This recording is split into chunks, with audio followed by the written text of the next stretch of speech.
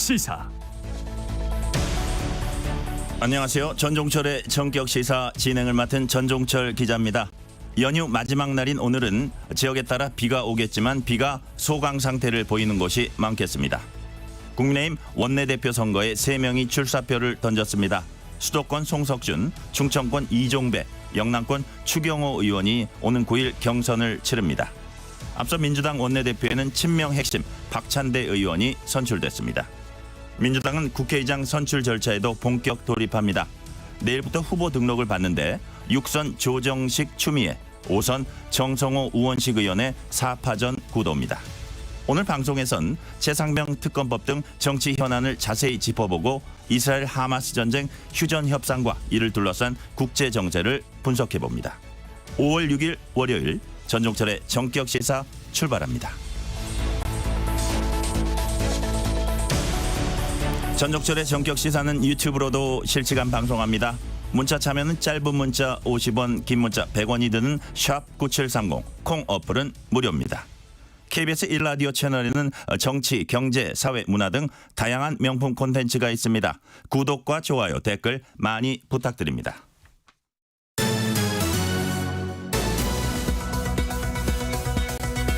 뉴스 브리핑 KBS 보도본부 우정아 기자 나와 있습니다. 어서 오세요. 안녕하세요. 3일간 이어지는 이번 연휴에 비가 내리고 있습니다. 특히 제주에서 많은 비가 내리고 강풍까지 불면서 항공편이 무더기로 결항됐습니다. 지금 상황은 어떻습니까? 네, 이 연휴를 맞아서 지금 제주를 찾은 관광객들이 발이 좀 묶였습니다. 일단은 지금 제주 지역에 몰아치던 이 비바람들이 밤사이에 좀 잦아들면서 제주공항에 내려졌던 특보가 모두 해제가 됐습니다. 기상청은 오늘 오전 중에 이 제주에도 이 비가 좀 그칠 것으로 보고 있어서 지금 항공기 상황은 큰 문제 없이, 큰 차질 없이 진행되고 있는 것으로 확인이 됩니다. 그래도 좀 출발하실 때 미리 한번 확인을 더 하시면 좋겠습니다. 오후로 갈수록 좀 변수는 있는데요. 어제 특히 이 제주 산간에 900mm가 넘는 비가 내리고 또 강풍까지 불면서 항공기 70여 편이 결항이 됐었고 200여 편은 지연 운항이 됐는데요. 어제 이 비행기를 못 탔던 이 관광객들이 오늘 좀 몰릴 수 있어서 혼잡될 가능성은 좀 염두를 해두셔야 될 것 같습니다. 네, 이번엔 국회로 가봅니다. 이달 말 출범하는 22대 국회를 앞두고 국민의힘은 새 원내대표에 3명이 도전하기로 했다고요. 네, 앞서서 이 한 명도 도전하는 의원이 없어서 원내대표 선거를 엿새를 미뤘었죠. 최종적으로 3명이 이 원내대표 출마 의사를 밝혔습니다. 이종배, 추경호, 송석준 의원 이렇게 3사람입니다. 모두 친윤 성향으로 좀 분류가 되는데요. 먼저 이번 총선에서 4선에 오른 이종배 의원은 야당과 과감하게 협상하고 또 치열하게 싸우겠다 이렇게 좀 출사표를 던졌습니다. 현 정부에서 초대 경제부총리를 지냈던 추경호 의원은 민생정당의 명성을 되찾겠다 이렇게 좀 밝혔고 송석준 의원은 총선 참패에서 드러났던 이 수도권 민심을 좀 헤아릴 줄 알아야 한다면서 자신이 적임자라고 강조를 했습니다. 그동안 좀 단독 추대설까지 나오면서 이 여당 원내대표 선거에 최대 변수로 꼽혔던 이철규 의원은 결국엔 출마를 하지는 않았습니다. 새 원내대표 선거일은 오는 9일입니다. 다수당인 민주당은 전반기 국회의장 후보 선출을 앞두고 지금 4명이 뛰고 있죠. 네, 내일부터 후보자 등록을 받는데요. 말씀하신 대로 4명이 뛰고 있습니다. 6선에 조정식 추미애, 5선에 정성호 우원식 의원 등 4파전 구도인데요. 변수는 있습니다. 이른바 교통정리인데요.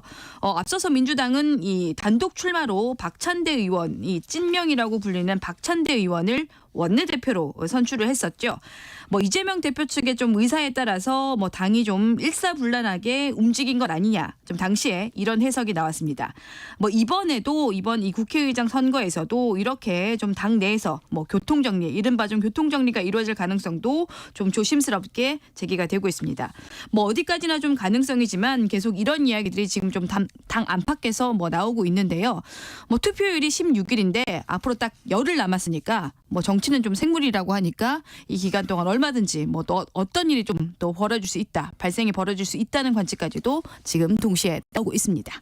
김건희 여사의 고가 수입품 수수 의혹을 수사 중인 검찰이 이번 주에 고발인 조사를 할 예정이라고요. 네, 이 고발인 조사를 시작으로 좀 수사가 본격화되는 분위기입니다. 서울중앙지검 형사 1부는 이번 주 중으로 이 문제의 수입품을 전달했던 이 최재형 목사를 고발했던 김순환 서민민생대책위원회 이 사무총장에 대한 고발인 조사부터 이 시작을 할 예정입니다. 검찰의 인터넷 매체 서울의 소리 백은종 대표에게도 소환을 통보했죠. 네, 이 검찰은 이번에 동시에 이 윤 대통령 부부를 청탁금지법 위반 혐의 등으로 고발을 했던 인터넷 매체인 이 서울의 소리 백은종 대표에게도 소환을 통보를 했습니다. 서울의 소리는 김건희 여사가 지난 2022년 9월에 이 재미동포 최재형 목사에게 300만 원 상당의 고가 수입품을 받는 장면을 몰래 촬영을 해서 지난해 11월에 공개를 했었죠.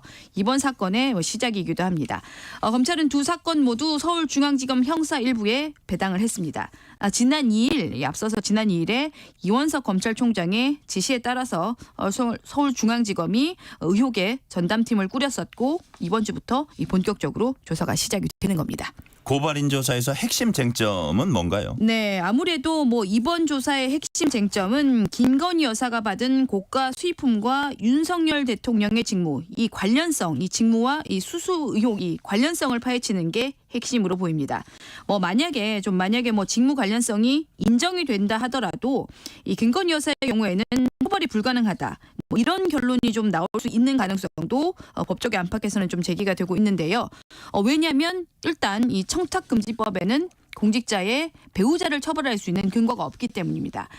다만 이 직무와 관련해서 배우자가 금품을 받은 걸 알고도 만약에 신고를 안 했다면 공직자 본인을 처벌을 할 수가 있는데요.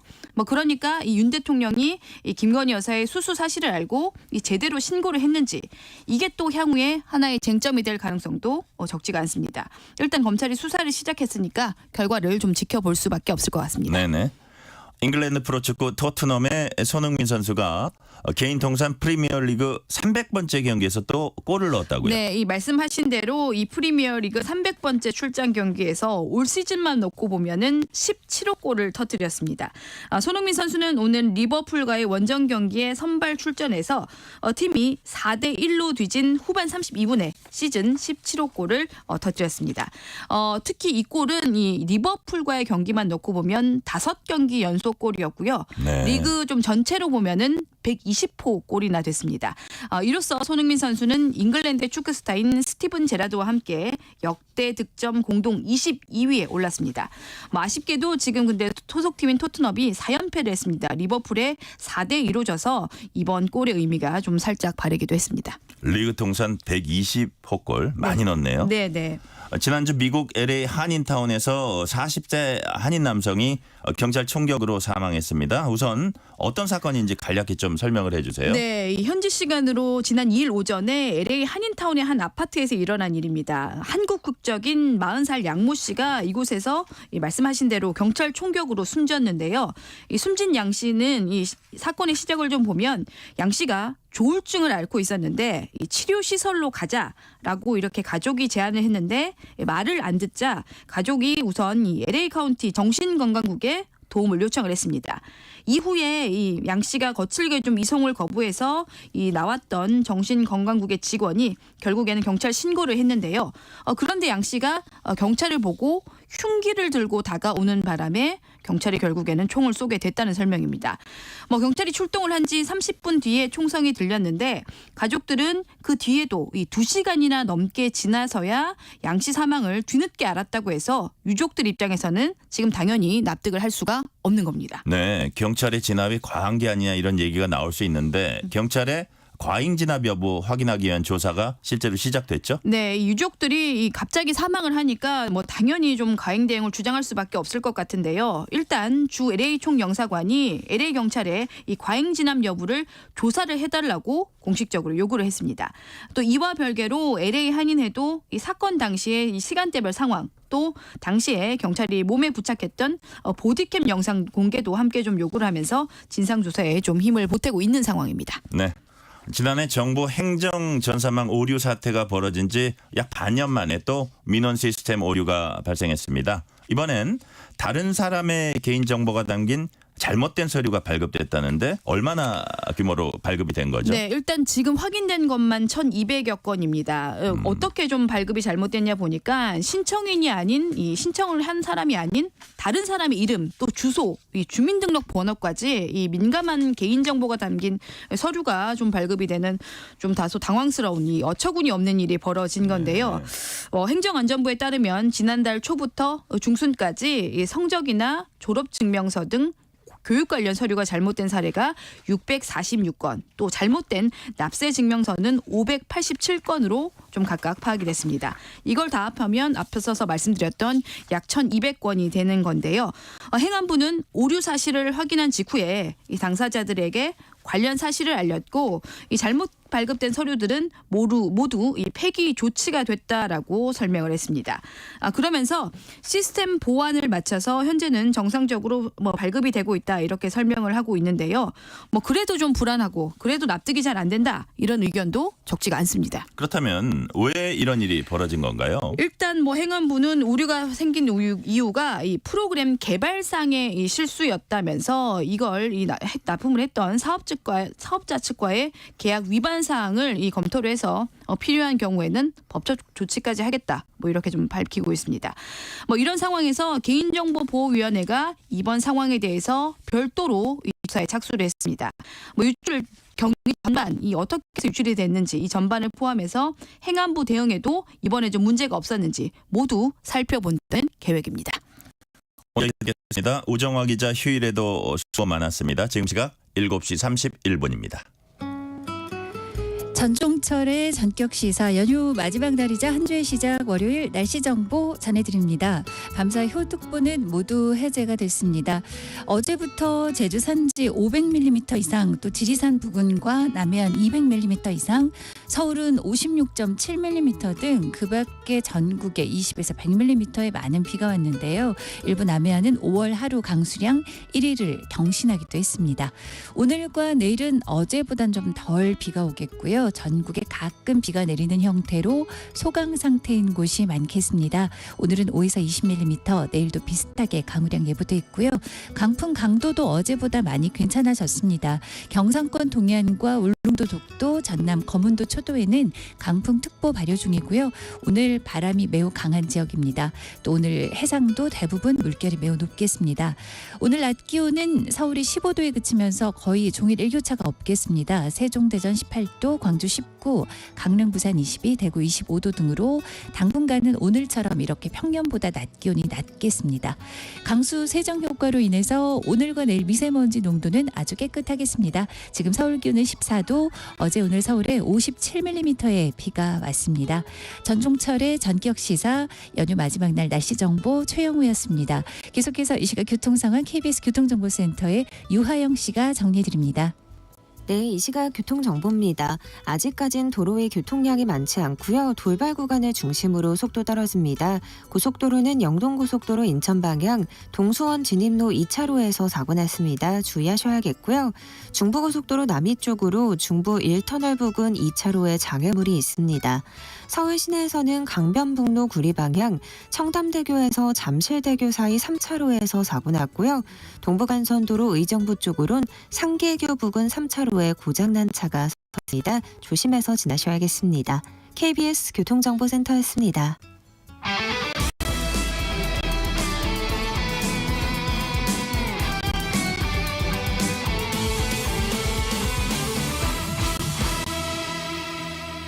전종철의 전격 시사.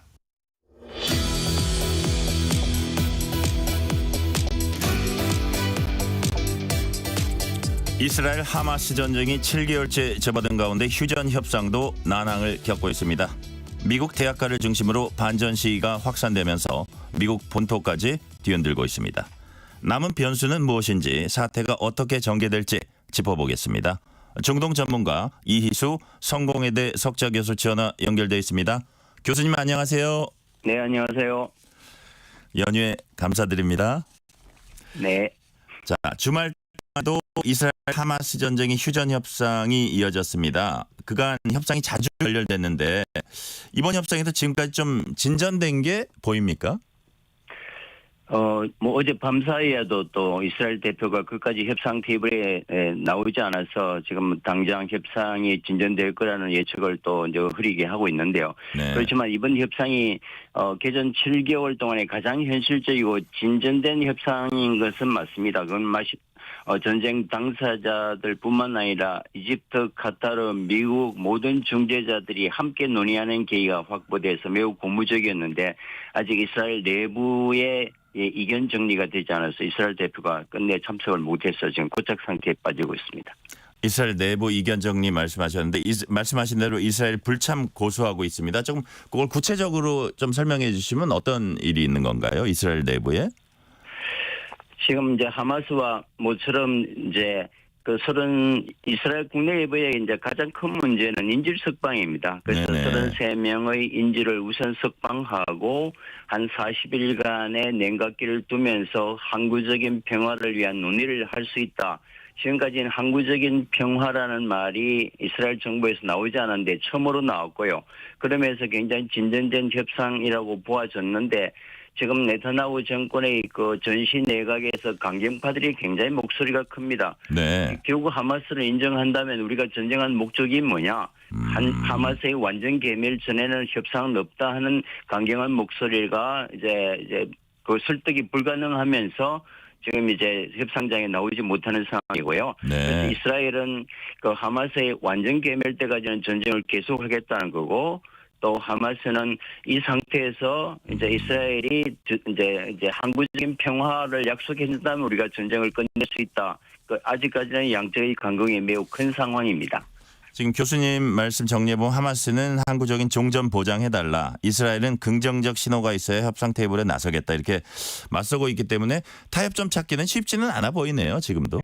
네, 뭐 워낙 지금 7개월째 이제 전쟁이 계속되고 있기 때문에 그러나 지금 이제 국제 여론이 이스라엘에게 당초와는 달리 굉장히 불리하게 돌아가고 있지 않습니까? 네네. 미국 내에서 대학가에서 시위가 벌어지고 결정적으로 국제사법재판소에서 네타냐후 총리나 국방장관 갈란트 등에 대한 체포영장 발부가 이제 임박하고 네네. 주변 국가들이 외교관계를 단절하고 뭐 교육 중단 같은 그러면서 이스라엘 국내 여론이 빨리 종전하자는 여론이 더 높아졌습니다. 네. 이것이 굉장히 긍정적인 신호였는데 네타냐후 자체가 이제 정권이 미약하기 때문에 사실 강경파의 연정을 깬다는 것은 자기 정권의 종식과 동의하기 때문에 그런 면에서 쉽게 결정을 내리지 못하고 있는 상황입니다. 네, 그렇군요. 그러니까 결국은 이스라엘의 강경 모드가 기본적으로 저쪽을 괴멸시켜야 된다 뭐 이런 것도 있긴 있지만 자신들 국내 정치 상황과 이제 무관하지 않다는 말씀을 지금 해주신 거네요.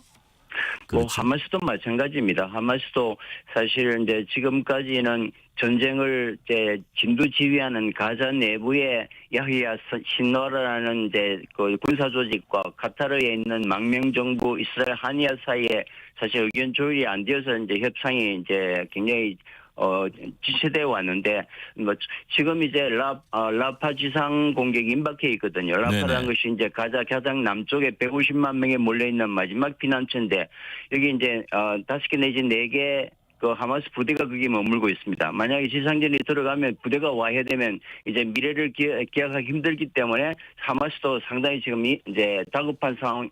인 거죠. 이것이 이제 협상의 이제 물꼬를 트는 하나의 이제 계기가 되리라고 예상해 왔던 거죠. 예. 그래서 이제 국제사회 비난도 결국은 민간인 희생이 너무 컸던 그런 부분 같은데요. 미국도 그래서 이제 반대하고 있는 건데 교수님 보시기에 미국 반대 뚫고 이스라엘이 결국은 라파 공격을 감행할 거라고 보세요? 뭐 누구도 예측하기 어렵습니다만은 정말 이것만은 막아야겠다고 지금 미국뿐만 아니라 유엔 사무총장 그다음에 국제식량기구, 유엔 난민기구가 뭐 가장 강력한 표현으로 이것만은 막아달라고 이제 호소하고 있거든요. 네네. 그러나 아시다시피 뭐 이게 이제 전쟁이라는 것이 이제 국내 정치 요소가 너무나 크기 때문에. 그러니까 이제 네타냐후 총리가 종전을 하고 싶어도 사실 자기 정권에 대한 테러도 마련되지 않는 상황. 이것이 이제 가장 이제 현실적인 이제 비극인 것 같고요. 네. 또 이제 전쟁을 시작했던 게 그 지금 3만 5천 명 이상의 민간인 피해도 전쟁을 계속하고 있는 상태에서 약간의 더 큰 피해를 우리가 관두기는 이스라엘에서는 어려운 상황이 돼서 좀 뭐 개인적으로는 이제 부분적인 라파 공격을 포기하지는 못할 것 같다, 이스라엘 입장이. 네네. 네, 참 그래서 우리가 인류 사회가 지금 조마조마하게 지켜보고 있는 상황이죠. 그러니까 대량 학살이 거의 불가피해 보이고 WHO 사무총장도 피바다가 될 거다 이런 말까지 하면서 경고를 했어요. 이렇게 이제 그 대량 희생도 우려가 되고 있는데 반년 넘게 전쟁이 이어지면서 가자 지구 주민들 굶주림이 이제 한계를 넘고 있다고 하네요. 그곳이 공포와 절망 그 자체겠어요. 지금 원래 이제 전쟁 이전에도 완전한 고립 장벽에 의해서 물과 전기가 이스라엘에 통제되면서 이제 세계 최악의 상황이었는데 지금 국토의 80%가 초토화되고 잔해에 깔려서 자기 가족의 시신을 건져내지도 못하는, 그러니까 지금 이제 물과 전기가 공급되지 않는, 그다음에 이제 국제 구호금이 구호 물품들이 이스라엘 당국의 허가를 통해서 진입하기 때문에 사실 이게 진입이 되지 않으면서 이제 터키가 어제부로 이스라엘과의 모든 교육 관계를 중단하는 이런 악수를 두고 있거든요. 네네. 뭐 지금 이제 가자 지구는 17년간 고립 상태에서 이번 전쟁으로 아마 지구촌 최악의 상황. 이게 전쟁 난민도 아니고 2000년간 그 땅에 살아왔던 사람들이 21세기 이제 우리 문명 사회가 그런 걸 방관해야 되는 게 사실 이스라엘로서도 쉽지 않죠. 네네. 자, 휴전 협상이 진행되는 와중에 친이란 무장 권력이 이스라엘 공격했습니다. 물론 이제 이게 라파 공격하고 별개긴 하지만 이스라엘한테 또 다른 군사 공격할 어떤 뭐라 그럴까요? 명분을 주고 그런 측면도 있지 않나요? 맞습니다. 그냥 부정적인 측면으로 작동할 것 같고요. 물론 뭐 일상적으로 이제 왔던 일이기는 합니다만 이제 평화 무드가 고조될 때는 다른 이제 이란이나 반이스라엘 세력들도 조금 이제 침묵해줬으면 분위기에 도움이 될 텐데 뭐 이런 것들이 어떤 공격의 구실을 될 수 있기 때문에 부정적인 면은 틀림없죠. 네. 이스라엘 하마스 간 휴전 협상 타결에 대한 기대감으로 최근에 유가 상승세가 다소 이제 둔화되는 모습을 보였는데 만약에 협상 결렬되고 공격 재개되면 다시 상승할 가능성이 높겠네요. 뭐 이제 사실 하마스 이스라엘 문제는 둘 다 유전 문제와 직접 관련이 없기 때문에 직격탄을 맞지는 않습니다만은 이란은 이제 중요한 산유국이기 때문에 우리가 영향이 컸던 건데 네. 당연히 중동 전체의 정치적 불안이라는 것이 유가 상승의 이제 계기가 되기 때문에 불리한 조건을 맞지만 이게 하마스 이스라엘 전쟁 자체가 유가의 어떤 결정적인 변수는 아닌 것으로 보입니다. 네, 5일 초크까지는 안 갈 것으로 보인다 이런 말씀이셨고요. 중동 사태로 미국도 시끄럽습니다. 1960년대 베트남전 반전 시위의 진원지였던 뉴욕의 콜롬비아대 포함해서 대학가를 중심으로 시작된 반전 시위가 미 전역으로 확산되고 있습니다. 시위대 요구 사항은 뭔지 또 시위 규모, 강도 어느 정도 됩니까? 인도주의 참사에 대한 우려가 커지면서 지금 세계 여론은 물론 이스라엘 국내 여론의 압박으로 이어지고 있는 것 같고 이 시위가 베트남 전쟁 이후에 말씀하셨다시피 최대 규모의 이제 반전 평화 시위입니다. 물론 이제 이스라엘의 이제 인도주의 보호, 이제 학살 중지를 대학가에서 이제 외치고 있고요. 특히나 이제 굉장히 이제 우리가 주목해야 해서 봐야 될 대목이 미국이나 유럽에 있는 유대인 단체에서 팔레스타인들에 대한 가혹한 박해 중지를 요청하고 있고 반 네타냐후 총리 성명이 잇따르고 있어서 이것이 굉장히 큰 변화입니다. 결국 홀로코스트라는 이제 이런 비극 때문에 인류 사회가 이스라엘이나 유대인에 대한 그런 이제 공감과 동정을 유지해 왔는데 만약에 팔레스타인 민간인들에 대한 이런 가혹한 희생이 계속된다면 결국 다음 유대 세대들에게도 결코 바람직하지 않다. 이것이 이제 미국 대학가뿐만 아니라 이제 지각 있는 유대 단체 내에서도 이런 요구가 이제 이러고 나오고 있다는 건 굉장히 이제 고무적이고요. 네. 그것이 아마 이스라엘 국내 여론에 영향을 미쳐서 네타냐후 총리로 하여금 협상 테이블에 나오게 하는 어떤 기폭제가 되기를 기대하는 거죠. 네네. 그런데 일각에선 이번 시위에 악의적 배후가 있다는 이제 주장도 나옵니다. 하마스가 있을 수 있다는 주장도 있고 이게 가능성 있는 주장인가요? 그래 모든 나라라는 게 자기에게 유리한 홍보전을 하는 것은 기본적 상식이지만 지금 이제 미국 같은 사회에서 지금 하마스와 외교 관계도 수립돼 있지 않고 이제 출입도 자유롭지 않은 상태에서 뭐 직접적으로 조정하고 영향을 끼친다면 그럴 수 있겠지만 뭐 사건의 본질과는 거리가 멀다. 저는 이렇게 판단하고 있습니다. 반전 시위는 유럽까지 확산되는 분위기입니다. 지금보다 더 확산되고 격화되고 또 길어지고 이렇게 될 분위기인가요? 지금 그렇습니다. 이스라엘 여기서 이제 팔레스타인 민간인 희생에 대한 어떤 가시적인 중단 조치가 일어나지 않는다면 시위는 확산될 수밖에 없고요. 처음에 하마스가 이스라엘 공격할 때 온 인류가 하마스를 테러 조직으로 비난해 왔지 않습니까? 그때 이스라엘에 대한 비난도 결국 인도적인 문제이거든요. 그래서 이제 더구나 지금 네타냐후 총리가 라파에 대한 지상전을 시작한다면 그 대량 참사가 일어나면 지금 일어나고 있는 시위는 폭발적으로 확산될 수밖에 없을 것 같습니다. 네. 자, 우리나라 경우의 시위 소식은 아직 못 들은 것 같아요. 혹시 교수님 들으신 거 있습니까? 뭐 이스라엘 대사관 앞에서 이제 시민단체들이 지속적으로 하지만 아직도 뭐 대규모로 확산되는 분위기는 아닌데 뭐 만약에 또 민간인 희생이 급증한다면은 우리 사회도 뭐 큰 변화가 일어날 수 있겠지요. 그런데 이제 미국 내 대학생들 시위에 대해서 미국 경찰의 강경 진압이 이어지고 있습니다. 바이든 정부는 이번 시위를 어떻게 규정하고 있습니까?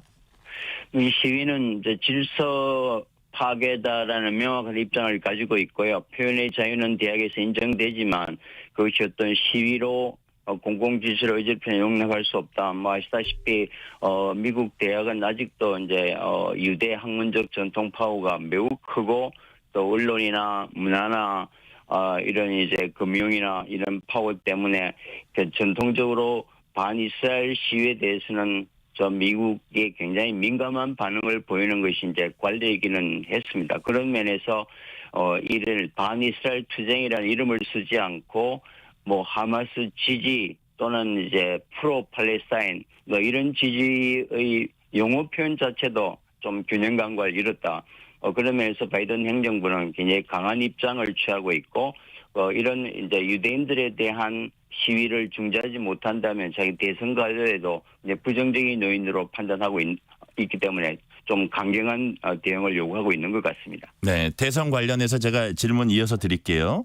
시위가 1968년 베트남 전쟁 반대 시위와 비슷한 양상으로 흘러간다 이런 언론의 지적들이 많거든요. 그래서 오히려 대선을 앞둔 바이든 대통령에게 이게 악재가 될 수 있는 게 아니야 이런 관측이 나오고 있더라고요. 당시에 베트남전 종전과 철군 공약 내건 공화당 닉슨 후보가 당선이 됐습니다. 그렇다면 이번에도 중동 리스크 수습 여부가 미국 대선의 주요 변수 중 하나가 될 수 있다 이런 얘기들이 나오거든요. 교수님 보시기엔 어떻습니까? 뭐 저도 그렇게 동감하고 있고요. 사실 우크라이나 전쟁이 지금 퇴로를 찾지 못하고 있고 하마스 전쟁도 지금 7개월째 수습을 못한 상태에서 그러니까 이제 세계 경찰 국가로서 세계 지도 국가로서 이건 결정적인 분쟁에 역할을 하지 못하는 게 이제 바이든 행정부에 대한 미국 국내 여론의 이제 부정적인 면을 강화시키고 있는데 그래서 뭐 행정부 내에서도 이 하마스 전쟁의 어떤 평화적인 안정 없이 그렇지 않아도 이제 박빙 구도에서 그 바이든 대통령에게 굉장히 불리한 이제 여론이다. 뭐 그런 분위기에서 바이든은 어떤 일이 있어도 이 중동 하마스 전쟁을 수습하고 싶어 하는 것 같습니다. 그런데 문제는 네타냐후 총리가 뭐 과거와는 달리 미국의 바이든 행정부의 말을 제대로 듣고 있지 않기 때문에 이 전쟁이 장기화되는 거죠. 그러면서 바이든은 뭐 어떤 일이 있어도 모든 수단을 강구해서 하마스 전쟁을 조기에 종식시켜서 대선 구도로 가겠다는 것은 명확해 보입니다. 네. 지금 현재 그 휴전 협상 하는 데 있어 가지고 가장 이제 쟁점이 되는 게 인질을 어떻게 할 거냐 하는 문제잖아요. 그래서 네. 항상 이스라엘 정부를 보면서 인질이 저렇게 많이 잡혀 있는데 어떻게 저렇게 강경 모드를 하냐 하고 네. 지적을 한 사람이 있고 오히려 인질이 잡혀 있기 때문에 강경 모드 안 하면 안 된다. 이 두 가지가 좀 상충을 하고 있는 것 같아요. 이게 뭐 딜레마죠. 사실은 뭐 이제 인질 석방을 왜냐하면 이제 하마스도 그 인질을 지금까지는 우리가 이제 처음에 예측했던 것보다는 그 어려운 상황에서도 잘 대우하고 있는 걸로 나타납니다. 물론 뭐 여러 가지 이제 불편함이 있겠지만 네네. 그런 면에서 협상 카드로 쓰는 것은 분명한데 그런 면에서 만약에 그 인질 협상을 통해서 이제 하마스가를 인정해주고 어떤 숨통을 터준다면 언제든지 이런 일이 반복될 수 있기 때문에 이런 기회에 하마스를 완전 괴멸을 하겠다는 명확한 입장 이것이 지금 이스라엘 네타냐후 이제 정권의 이제 입장이고 이것이 이제 협상을 진척시키지 못하는 원인인 것 같습니다. 근데 국내 여론은 압도적으로 빨리 협상해서 정전해서 한 사람이라도 안전하게 인질들을 데려오라는 이제 다수 여론입니다. 그러나 지금 전시 내각은 하마스 괴멸에 더 방점을 지켜져 있기 때문에 그 인질 협상은 사실 뒤로 밀려 있는 상황이었습니다. 그러나 이번에 이제 인질 협상과 팔레스타인들 포로의 막교환 그리고 나머지 인질을 데리오기 위한 협상을 하자 해서 이제 3단계 협상안이 지금까지 협상안 중에서 가장 진전된 걸로 지금 이제 협의가 계속 중에 있는 거죠. 네네. 자, 교수님 말씀을 이렇게 종합해 보니까 이스라엘이 민간인 희생에 대한 국제사회에 엄청난 비난이 있는데도 불구하고 이 국제사회 비난을 감수하고라도 이참에 테러 조직의 싹을 완전히 잘라버려야 된다. 이게 이제 강공 모드의 기본인 것 같아요. 근데 거기에 어떤 국내 정치적인 이유 이런 것들이 이제 들어가는데 뭐 경제적 이유도 아마 잘 모르지만 있을 겁니다. 그렇다면 교수님 보시기에 휴전 협상의 남은 변수는 뭐 어떤 게 있다고 보세요? 제일 중요한 게 이스라엘 전시 내각의 입장 정리가 필요한 것 같고요. 하마스를 일단 협상 파트너로 인정한 면에서는 굉장히 이제 어떤 돌파구가 마련됐는데 적어도 하마스를 완전 괴멸할 건가 말 건가. 사실은 하마스 완전 괴멸은 이제 그 전공자들 입장에서 보면 거의 불가능한 일이거든요. 그러나 네타냐후가 이 정권 유지나 이 전쟁을 계속하는 명분으로 내세우는 게 하마스 완전 괴멸 전에는 이스라엘의 안보는 없다. 이런 레토릭을 이제 쓰고 있기 때문에 이게 이제 비극의 원천이고요. 제가 보기에는 하마스를 일정 부분 인정하면서 국제사회가 개입해서 이제 하마스의 이스라엘에 대한 공격 재발을 최대한 억제하는 선에서 협상안이 마련돼야 될 것 같고요. 그러기 위해서는 미국이나 이집트나 카타르 같은 주변 국가들의 그런 개런티가 함께 있는 또 하마스는 워낙 강한 이게 조직이기 때문에 현재 또 지휘부는 다 가자 바깥으로 좀 빠져나가 있습니다. 그래서 현실적으로 세력 모두가 현실안을 받아들여서 그 이제 민간인 희생을 줄이는 쪽으로 막 국제사회가 압박하고 있고 그런 쪽으로 의견이 모아질 거로 기대하고 있습니다. 네, 오늘은 여기까지 듣겠습니다. 이희수 성공회대 석좌 교수였습니다. 교수님 감사합니다. 네, 감사합니다. 전종철의 전격시사 1부 순서는 여기서 마치고 카펜터스의 Yesterday Once More 들으시면서 2부로 이어집니다. I'd listen to the radio, waiting for my favorite songs. When they played, I'd sing along. It made me smile. Those were such happy times, and not so long ago. How I wondered where they'd gone, but they're back again, just like a long lost friend. All the songs I love so well, every sha-la-la-la, every woe still shines. Every shing-a-ling-a-ling that they're starting to sing so fine.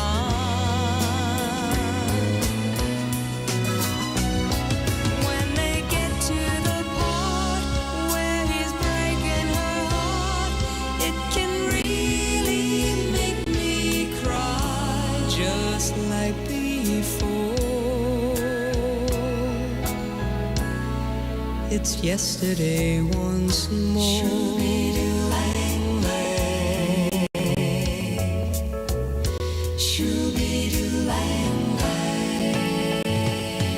Looking back on how it was in years gone by, and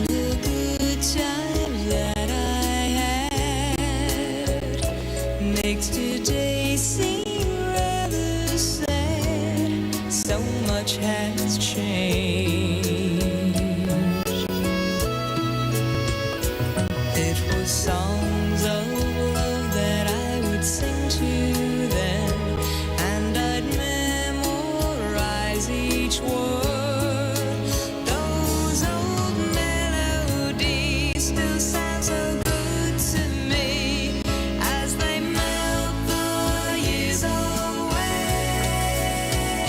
Every sha-la-la-la, every whoa-whoa still shines. Every shing-a-ling-a-ling that they're starting to sing still fine. All my best memories come back clearly to me. Some can even make me cry, just like before. It's yesterday once more. Every sha-la-la-la, KBS 라디오 기후 위기 대응 캠페인 지구를 네, 안녕하세요. 저는 그 사단법인 트루라고 하는 환경단체에서 일을 하고 있는 활동가 강동원입니다. 플라스틱 장난감으로 인한 환경 문제를 해결하는 것에 좀 집중을 해서 활동을 하고 있는 단체예요. 이 장난감이 문제가 되는 게 플라스틱뿐만이 아니라 모터, 스피커, 회로판 이렇게 다양한 재질로 이루어져 있다 보니까 이거를 재활용을 하기 위해서는 어떤 분해 작업이 이제 이루어져야 되는데 그게 또 쉽지가 않아요. 그러다 보니까 장난감은 대부분 이제 매립되거나 소각이 되는 실정이고요. 장난감을 재사용하기 위해서는 이걸 다시 팔았을 때 돈이 되어야 되는데 그냥 이제 영리 기업들이 일반적으로 이걸 고쳐서 다시 판다라고 했을 때 돈이 벌리지 않고 그래서 결국 장난감은 재활용되지도 않고 재사용되지도 않고 대부분 매립되거나 소각돼서 미세 플라스틱이 되거나 아니면은 그냥 이산화탄소가 돼가지고 기후변화에 이제 영향을 끼치는 거죠. 일단 장난감이 좀 망가졌다라고 했을 때 그냥 뭐 선이 조금 끊겼다던가 아니면 부품이 조금 빠졌다던가 이런 게 있을 수가 있어요. 그래서 집에 뭐 드라이버와 니퍼 같은 게 있으면은 일단 아이와 함께 뭔가 장난감을 한번 분해를 해보고 무엇이 원인일까를 한번 들여다보는 그런 것도 되게 재밌을 것 같아요. 이 장난감이라는 게 아이들과 사랑을 좀 주고받기 위해서 만들어진 건데 결국에 미세 플라스틱이 되고 또 이산화탄소가 돼가지고 아이들이 살아갈 세상을 망가뜨리고 있잖아요. 잘 분리 배출하거나 그게 어려우면 저희 사단법인 트루에 이제 기부를 해주시는 그런 방식으로 이 장난감과 환경 문제를 위해서 좀 개인 단위에서 행할 수 있는 이게 되게 유의미한 실천이면서 환경보호 활동에 동참을 하는 것이기도 하다고 저는 생각을 합니다. 뜨거워지고 있는 지구. 지금 우리의 문제입니다. KBS 라디오 기후위기 대응 캠페인 지구를 지켜라 였습니다.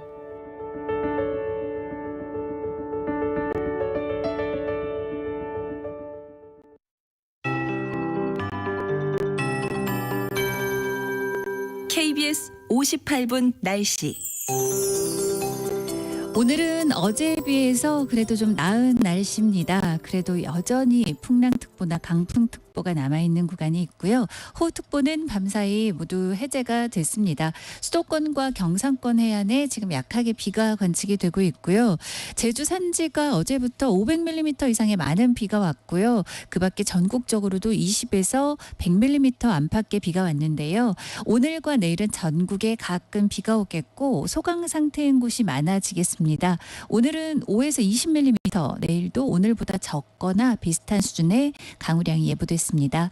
현재 어제보다도 강풍도 좀 나아졌는데 경상권 동해안, 울릉도, 독도, 전남, 거문도, 초도에는 여전히 강풍특보가 발효 중입니다. 또 대부분 오늘 물결도 매우 높게 일겠고요. 동해안은 강한 너울이 예상됩니다.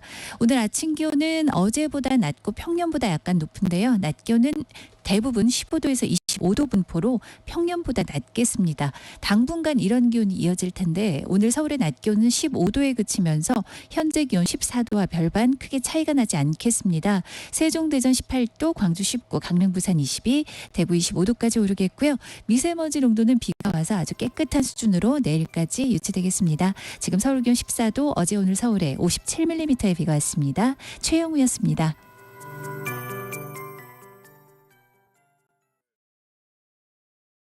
정성을 다하는 국민의 방송 KBS가 8시를 알려드립니다. AM 711kHz, FM 97.3MHz KBS 1라디오입니다. HLKA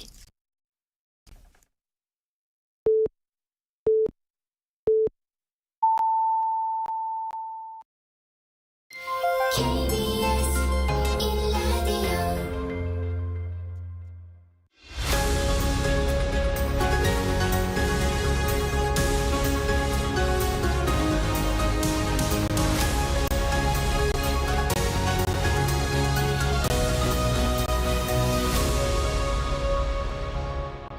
전종철의 전격 시사.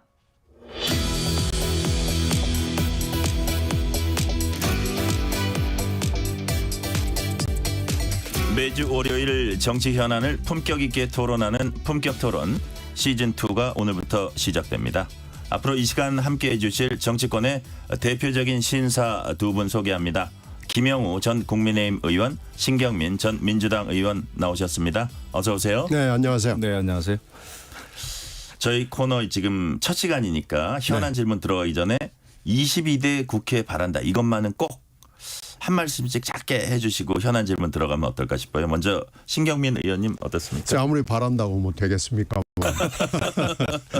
초장부터. 아니 지금 시작도 안 했는데 임기가 5월 30일부터 시작이니까요. 지금까지 너무 많이 실망시켰네요. 네, 이미 벌써 실망을 많이 시켰고 이게 지금 투표 결과를 보니까 이제 윤명의 한 4, 5라운드 정도가 다시 시작되는 느낌이 들고 윤심당과 명심당의 대결로 가서 이 국민들 눈을 별로 의식하지 않고 서로 아마 선거를 자의적으로 아전 인수격으로 해석을 하는 모양인데요. 이렇게 되면 정말 한심하게 됩니다. 그러니까 윤심당, 명심당에 머무르지 말고 국민들을 좀 바라보고 대화와 타협을 하고 그리고 관찰할 건 관찰하되 너무 극한적인 대립을 하지 않았으면 좋겠습니다. 네, 김영우 의원님. 뭐 제가 보더라도 좀 정상적인 국회였으면 좋겠다 싶어요. 그러니까 절차 이런 거 굉장히 좀 중시 좀 하고 그다음에 그 변명하지 말고 국민들의 마음을 얻는데 좀 힘 좀 써달라. 네. 그리고 제일 중요한 것은 민생이죠. 그래서 국민들 삶을 그 보살피기 위해서 그 정책 경쟁 좀 해야 되고 그런 공당으로서 시민단체가 아니지 않습니까? 당은. 네네. 시민단체는 자기 주장만 하고 아스팔트에 나가서 시위하고 머리 깎고 하면 되지만은 이것은 국민들 민의를 모아가지고 갈등을 완화시켜야 되는 거잖아요. 정당은. 네네. 그게 공당이고. 근데 제발 좀 정상적인 정치를 해주기를 바랍니다. 윤심당, 명심당 되지 말고 제발 정상적인 정치, 민생을 위한 정치 해달라는 말씀 드렸고요. 이제 현안 질문 본격적으로 들어갈게요. 민주당이 최상병 특검법을 단독으로 처리하면서 전국이 다시 얼어붙었습니다. 민주당은 최상병 특검이 총선 민심이다.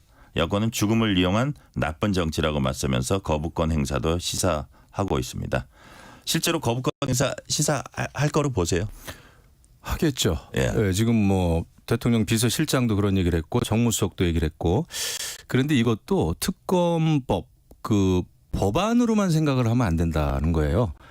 그 세상이나 정치사가 육법전서로만 해결이 안 됩니다.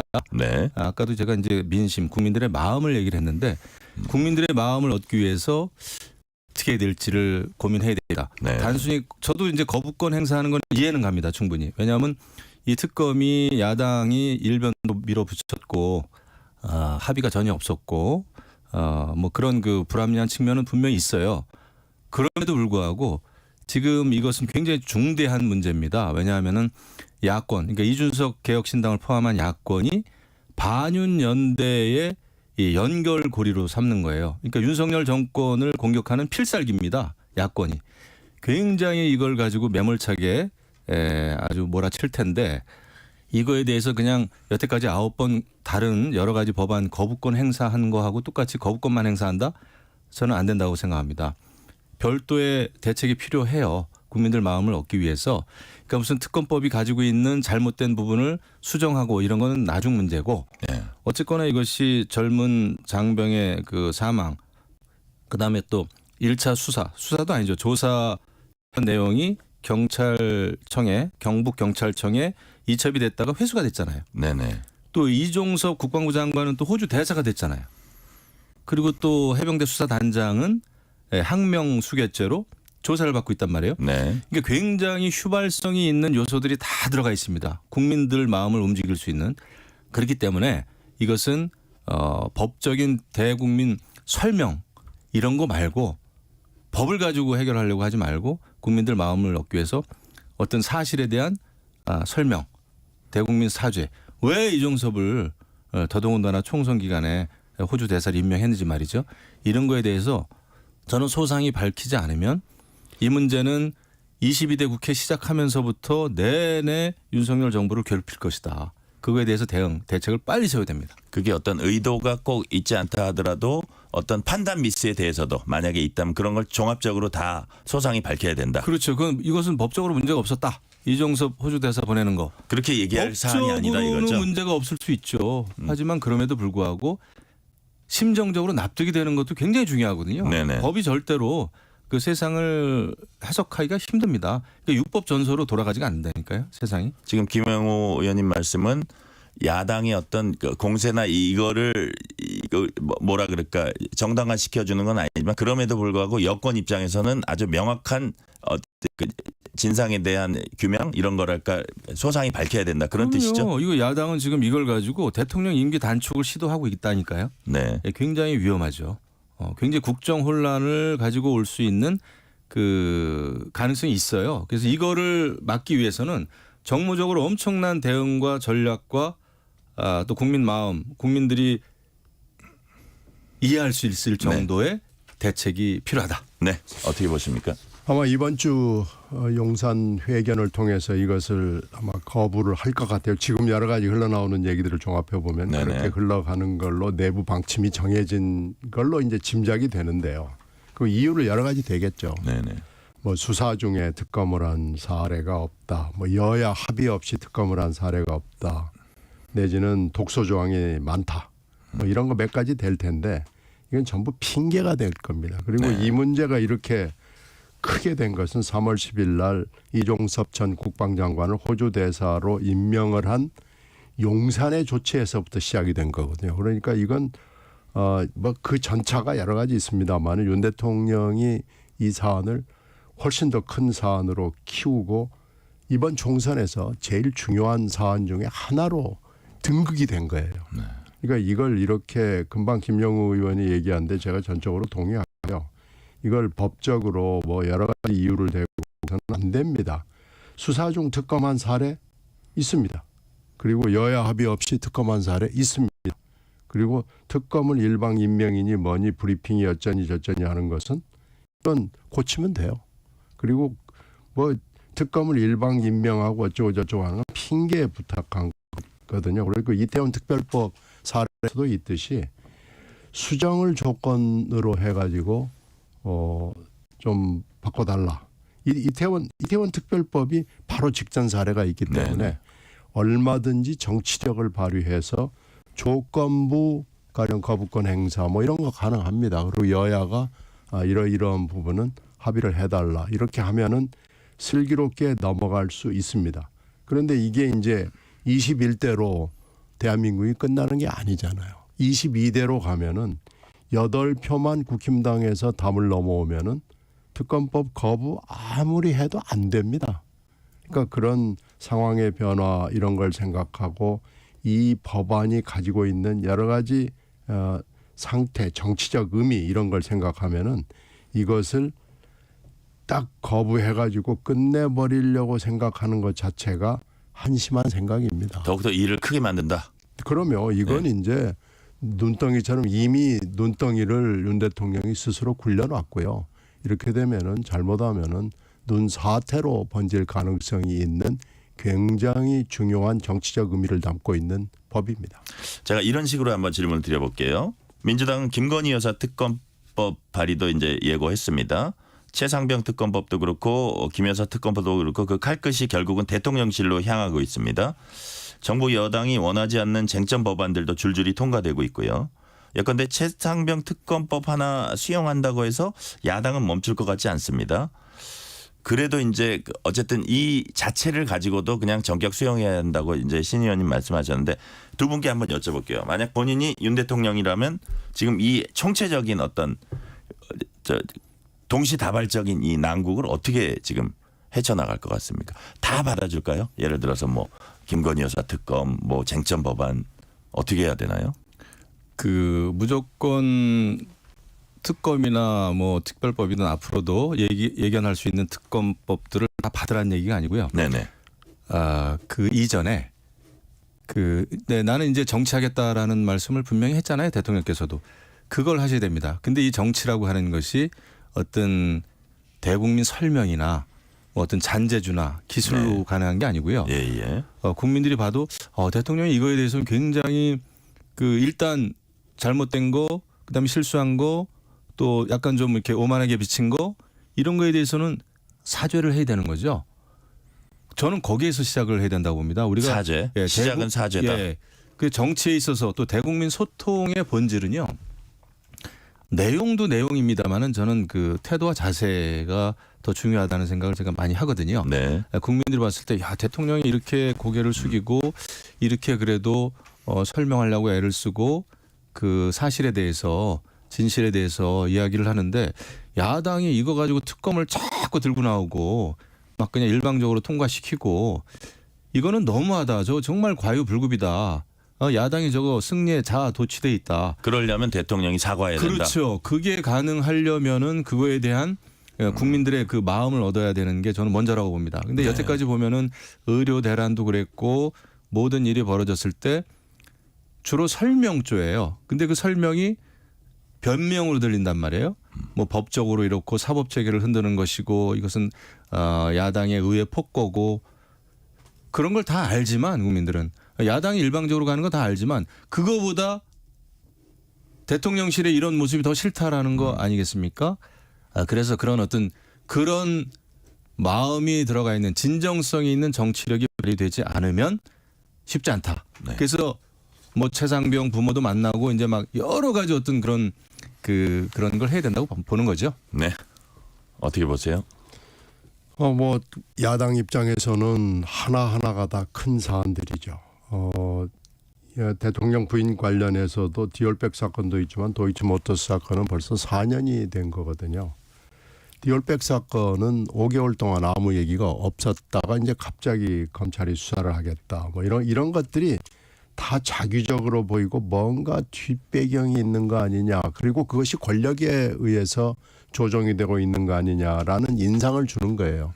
대통령은 여러 공식적인 자리에 어쩔 수 없이 나와가지고 이거 뭐 이렇고 저렇고 하고 자꾸 변명을 하고 권력기관 이것을 처리를 해야 되는 권력기관 내지는 여러 가지 국가기관들은 엉뚱한 얘기를 하고 이거에 지금 국민들이 대단히 화가 나 있고 진짜 뭐가 있는 거 아니야? 라는 생각을 하게 되는 거고 이게 자꾸 의심이 의심을 더해가지고 여기까지 오게 된 거니까요. 네. 어느 순간에 정치적으로 대통령이 뭔가 달라졌다는 자세를 보이지 않는 한 이 문제는 야당한테는 호재고요. 이 문제는 끊이지 않고요. 22대 아까 우리가 모두의 얘기를 했습니다마는 22대 결국은 이걸로 시작해서 이걸로 끝날 겁니다. 네. 그렇다면 그 최상병 특검도 그렇고 김건희 여사 특검도 그렇고 이게 뭐 수용을 하거나 어떤 방식으로 해소하지 않고 이게 막는다고 막아질 문제는 아니다. 그렇기 때문에 어떤 식으로 해소하고 지나가야 그래도 그 윤석열 정권에 좀 살 길이 생길 것이다. 그런 뜻으로 이해도 될까요? 그렇죠. 그런 어떤 그 정치적인 노력과 함께 이제 이 특검 법안이 가지고 있는 문제에 대해서 이제 이런 건 좀 수정해 보자. 여야 간에 합의해서. 네. 이제 그렇게 투트랙으로 가야죠. 요거를 단순히 법권 행사만 가지고는 이거 호미로 막을 걸 가래로 막다가 실패하고 가래로 막을 걸 포크레인이 와도 안 되는 거 아닙니까? 잘못하면. 그래서 그런 그 노력이 필요하다 생각합니다. 제가 한 말씀만 더 하면 예. 이게 지금 대통령 비서실장이나 대통령실에 있는 사람들이 수사 중 특검을 한 예가 없다. 여야 합의가 없는 특검이 없다. 그러면서 또 뭐 특검에 여러 가지 법안에 독소 조항이 있다고 여러 가지 얘기를 하는데요. 네네. 이게 이제 여당일 때 야당일 때 서로 다들 뭐 책임이 있습니다만은 이게 너무 많습니다. 그 사이에 대표적인 게 최순실 국정농단 사건 수사 중에 특검 들어갔고요. 드루킹 때도 그랬고요. 최근의 사건이고요. 세월호 때도 그랬습니다. 그리고 여야 합의 없는 특검예도 굉장히 많아요. 한나라당 때도 밀어붙인 여야 합의 없이 밀어붙인 게 있고 민주당도 야당이던 시절 여당이던 시절에 이런 비슷한 일들을 했거든요. 그러니까 여야가 다 이걸 가지고 특검이 되네 안 되네 얘기하는 건 이제 그만둬야 되고요. 브리핑 가지고 시비 가는 것도 안 되고요. 특검 일방 임명 예가를 이런 사례가 없다고 그러는데 이거 여야가 이거 가지고 얘기하다가 결국은 특검 임명하는 거 바꾼 사례 많습니다. 그러니까 이런 걸 가지고 특검이 되네 안 되네 하고 얘기하는 것은 구차해 보이는 거죠. 네. 더군다나 비서실장이라는 사람이 브리핑이나 방송에 나와가지고 이런 얘기를 하는 것은 국민들이 보기에 이건 뭐야 이건 이런 사례를 똑똑히 기억하고 있는데 이렇게 거짓말해도 되는 거야? 뭐 이런 느낌을 줍니다. 지금은 뭐 그런 디테일 법적인 문제 사례가 있었니 없었니 보다는 여튼 그 최상병 부모의 마음으로 돌아가서 그게 이제 국민의 눈높일 수도 있다. 뭐 이런 식으로 제가 이해가 되네요. 자, 제가 요 다음으로 넘어갈게요. 민주당 새 원내대표로 박찬대 의원을 선출을 했습니다. 뭐 대표적인 강성 친명 핵심 인사인 만큼 여야 충돌이 더 세질 것이다. 이런 뭐 협치는 어려울 것이다. 이런 얘기도 나오는데 딴 거보다 원구성에 있어서 법사위원장과 운영위원장 자리 민주당이 가져오겠다. 이렇게 밝혔습니다. 이 부분 어떻게 보세요? 민주당도 사실은 뭐 총선에서 크게 이기긴 했습니다만은 제가 볼 때는 굉장히 위험한 길로 가고 있어요. 벼랑 끝으로 가고 있습니다. 이게 지금 민주당이 완전히 이재명 대표 유일 체제가 확립이 됐잖아요, 이제. 네. 저는 세상에 그 원내대표를 이렇게 거의 추대하는 식으로 이게 뭐 어떤 종교 집단도 아닌데 말이죠. 추대하는 거를 거의 본 적이 없어요, 근래. 예. 그리고 21대 국회 때는 그나마 나머지 분들이 명함을 못 내밀었죠. 그렇죠. 이런 살벌한 분위기에서 21대 국회에는 그래도 뭐 수박도 있었고 막 그랬었지 않습니까? 하지만은 이제는 완전히 그것도 불가능하고 이거는 완전히 자판기 정당이 됐다. 그러니까 이재명 대표가 딱 단추 누르면은 딱 나오는 군소리 없이 자판기 정당. 예. 예. 원래 정당은 방앗간 정당이 돼야 되는 거예요. 예.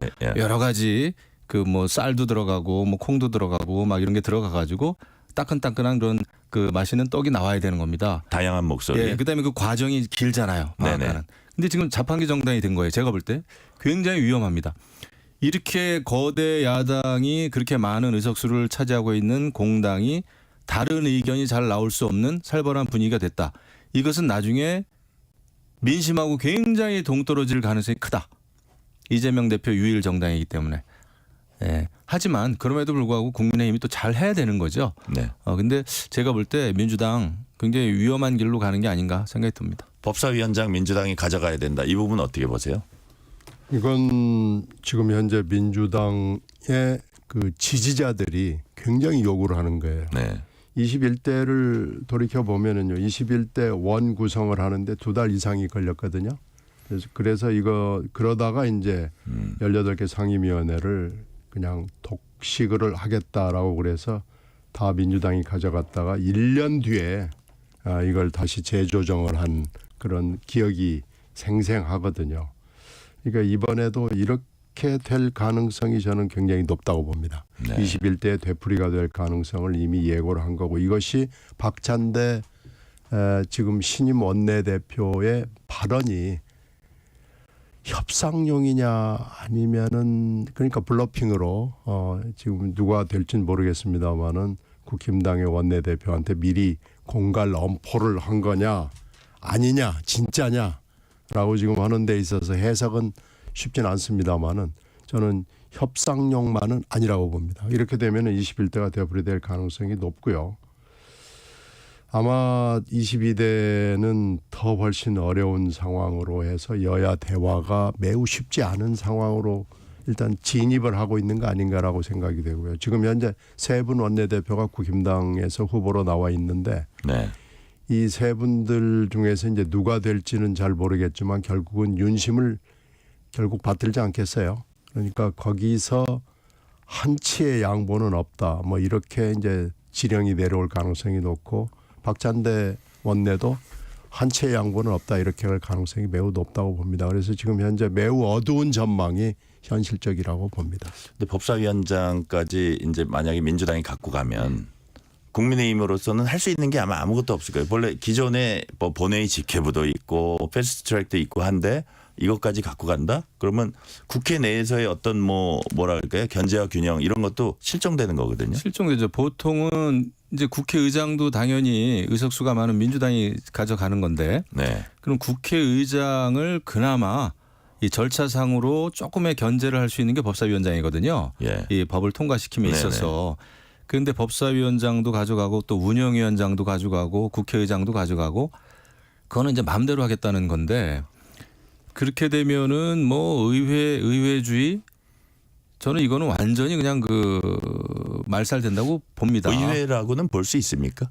볼 수가 없죠. 그러면은 그리고 세상에 뭐 박병석 그다음에 김진표 이런 그 국회의장이 중립을 지켰다고 해가지고 민주당 강성 의원들로부터 비판을 받았잖아요. 지금 이제 국회의장 경선에서도 그게 이른바 네. 선명성 경쟁, 명심 경쟁. 아니 국회의장이 중립을 지켰다고 비판받는 그 국회 그 정당이 정상입니까? 그래서 이거는 제가 아까도 말씀드렸습니다만은 정말 22대 국회는 좀 정상적인 네. 좀 정상적인 정치가 돼야 되는데 초장부터 개원하기도 전부터 법사위원장, 운영위원장 다 차지하겠다. 박찬대 의원 그렇게 원내대표 되자마자 그게 일성인데 아주 초장부터 비정상이에요. 제가 볼 때 정말 문제가 심각합니다. 이거. 제가 이번에 국회의장 부분은 저는 좀 저도 부끄럽게 생각하는데요. 명심 경쟁이 이제 도를 지나쳐서 김진표 비방을 서로 경쟁을 하듯이 하는 이런 것까지 간 것은 좀 잘못됐고요. 결국은 이게 최상병 사건하고 연결이 돼 있는데 비방하지 않고 김진표 의장에게 어필을 해도 되는 거거든요. 그런데 그걸 넘어서서 지금 현재 뭐 의장 선거 내부 결정을 하는 게 16일 날로 결정이 돼 있기 때문에 네네. 이게 이제 도를 좀 지나친 걸로 보여서 이 대목은 좀 반성을 하는 게 맞을 것 같습니다. 그리고 국회의장을 2000년대부터 탈당을 해서 중립적인 지위로 만들어 놓은 것은 그 전 시대에 대한 반성이거든요. 네네.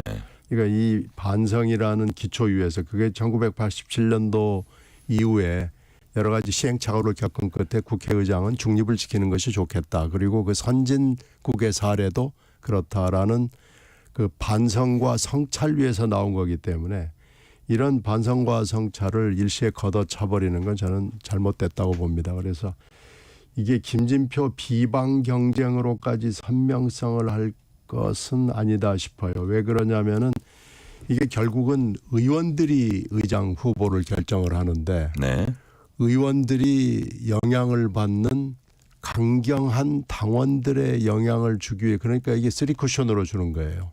주기 위해서 지금 그런 일들이 벌어지고 있는 건데 이것은 공당의 입장에서는 궤도를 이탈하려고 하는 신호로 보이기 때문에 저는 매우 우려합니다. 이재명 1인 체제 고친 민주당이 각별히 신경 쓰는 부분이 사법 리스크 관리일 겁니다. 아마 이재명 대표 대선 가도에도 이제 중요하다고 볼 텐데요. 근데 최근에 눈에 띄는 게 이른바 검찰 조작 수사 특검입니다. 이미 재판이 1, 2심까지 내려진 사안에 검찰 수사를 지금 와서 국회가 들여다보겠다. 여기 조국 사건 수사, 무슨 그 청와대 울산시장 선거 개입 의혹 사건 수사 이런 거를 국회가 지금 들여다보겠다는 거예요. 그래서 그 법조계에서는 이게 이런 명분을 갖고 있지만 검찰 수사를 무력화시키거나 아니면 사법 체계를 완전히 그 흔드는 거 아니냐 이런 지적도 나오고 있거든요. 어떻게 보세요? 그렇죠. 21대 국회도 사실은 민주당이 정권 교체를 당한 이유는 검수완박에 올인하다 그렇게 된 겁니다. 솔직히. 그런데 지금 검수완박도 부족해가지고 이제는 일반적으로 다른 어떤 검찰 수사 과정을 들여다보겠다? 이거는 이거 어떻게 설명이 가능하죠? 이거 완전히 검찰 수사를 해라 하지 마라. 민주당이 그냥 예. 독재를 하겠다는 거예요. 그래서 그다음에 좀 보십시오. 이화영 경기부지사 무슨 검찰청 술판 회유가 있었다. 네. 라고 한 거를 이원석 검찰총장이 여러 가지 반박을 하니까 그 이후에는 민주당이 거의 뭐 이렇게 어떻게 보면 찍소리 못하고 지금 있는 상태인데 또 다른 검찰 수사도 들여다보겠다는 거 아닙니까? 그러니까 계속해서 이 불리한 그 법적인 상황을 벗어나기 위해서 지금 제가 볼 때 몸부림을 치는 겁니다. 그리고 너무 힘과시, 근육과시를 지금 하는 거예요. 총선 이후에. 근데 총선에서 이긴 것은 뭐 민주당으로서는 잘한 일인지 모르겠지만은 그 이후에 저는 그 관리하는 게 더 중요하다고 보는데 이렇게 하면은 너무 막 나가는 거 아닐까요? 당 내도 이재명 유일 체제가 딱 확립이 됐고 그다음에 여러 가지 앞으로 하겠다는 것도 특검 뭐 특별법 완전히 특검 공화국 지금 만드는 거 아닙니까? 거기다가 검수완박에 더해 가지고 검찰 수사를 들여다보겠다. 그거는 정말 무시무시한 일이 벌어지고 있다 저는 생각합니다. 이 부분에 대해서는 확실한 증거를 가지고 민주당이 달려드는 게 맞아 보여요. 정말로 이 수사는 문제가 있다. 수사를 하는 것도 문제가 있지만 수사를 안 하는 것도 문제가 더 크거든요. 그러니까 검찰이 만약에 이런 식으로 수사를 하거나 아니면 수사를 하지 않거나 하는 것을 통해서 여러 가지 문제를 일으킬 경우에 그걸 지적을 하는 것은 그건 야당으로서 당연히 해야 될 일이기 때문에 맞죠. 근데 확실한 증거를 가지고 달려드는 게 일단 맞다고 보고요. 지금 검찰이 이렇게까지 국민으로부터 또 야당으로부터 불신을 받는 이유는 검찰 제도 자체에 문제가 있다고 해서 검수완박이라는 걸 가지고 한바탕 싸운 거 아니겠어요? 그리고 또 공수처를 만든 거 아니겠어요? 네. 근데 하다가 보니까 이게 지금 뭔가 미진한 대목이 있는 거예요. 지금 검찰이 바뀌질 않았잖아요. 또 시행령으로 검찰이 예전의 검찰로 회귀하려는 움직임을 한동훈 법무장관 시절에 보였고요. 이런 점에서 봤을 때는 지금까지 검찰을 개혁하겠다는 의도가 여러 가지로 제대로 먹히지 않았다는 데서부터 출발을 해야 된다고 봅니다. 그런데 검찰은 분명히 문제가 있는 건 맞아요. 그러니까 검찰을 가지고 제도적으로 어떻게 바꿔야 될 것인가를 먼저 생각을 하고 그리고 확실한 증거가 있을 때는 검찰의 하여튼 수사에 문제가 있다는 확실한 증거가 있을 때는 이건 달려들고 좀 순서가 저는 좀 바뀌었다고 봅니다. 그래서 제도적 접근을 먼저 해서 그 사이 있었던 제도 개혁에 문제가 있으면 그것을 더 보완해서 바꿔줘야 되고요. 다음에 검찰 수사의 행태에 문제가 있는 것을 다음에 달려들어서 확실하게 이걸 바꿔주는 건 맞다고 봅니다. 네. 황우여 비상대책위원장 국민의힘이죠.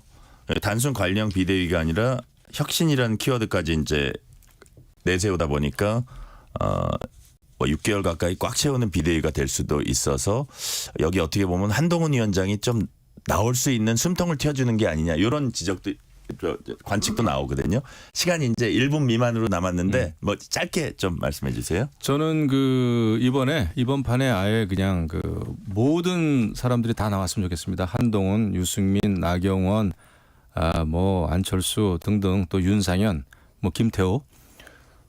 저는 그게 민주당하고 차별화할 수 있는 굉장히 좋은 길이라고 봅니다. 민주당은 지금 하나로 가고 있고 단일 체제로 가고 있는데 이런 때일수록 국민의힘은 오히려 민심을 잘 담아내기 위해서 능력 있는 인지도 있는 사람들이 전부 나와가지고 경쟁해라. 그게 우리의 살 길이다 생각합니다. 네. 그래서 이 황우여 비대위원장은 예전에 원내대표하고 또 당대표도 하고 그랬을 때 제가 봤는데 참 좋은 분인데 네. 이런 개혁을 할 수 있을지는 좀 당내외에서 민주당 시간 관계상 오늘은 여기까지 듣겠습니다. 품격 토론 김영우 전 의원, 신경민 전 의원이었습니다. 감사합니다. 잠시 후 8시 반부터 일부 지역국에서는 해당 지역 방송을 보내드립니다.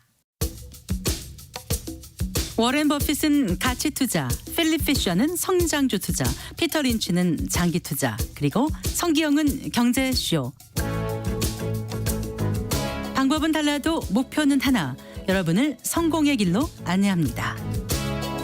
평일 오후 4시 5분 성기영의 경제쇼. 주말 오후 5시 5분 정보를 업그레이드한 성기영의 경제쇼 플러스. 일주일 내내 함께하십시오. 편지 왔습니다. 퇴근길 지친 당신에게 힘이 되는 뉴스를 전해드립니다.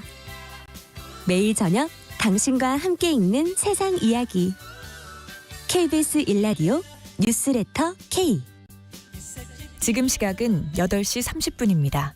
KBS.